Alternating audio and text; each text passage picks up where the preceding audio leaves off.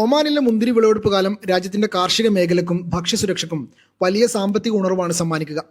ഇറക്കുമതി ചെയ്യുന്ന മുന്തിരികളോട് കിടപിടിക്കുന്ന ഗുണനിലവാരമാണ് ഒമാനി മുന്തിരികളുടെ സവിശേഷത.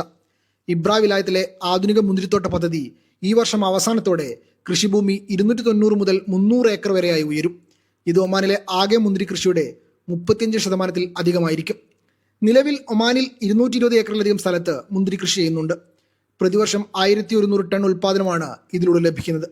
ഇത് രാജ്യത്തിന്റെ ആഭ്യന്തര ഉപഭോഗത്തിന്റെ 4.6%. 2025 കണക്കുകൾ പ്രകാരം 1.7 ദശലക്ഷം ഒമാനി റിയാലിന്റെ വരുമാനമാണ് ഇതിലൂടെ ലഭിച്ചത്.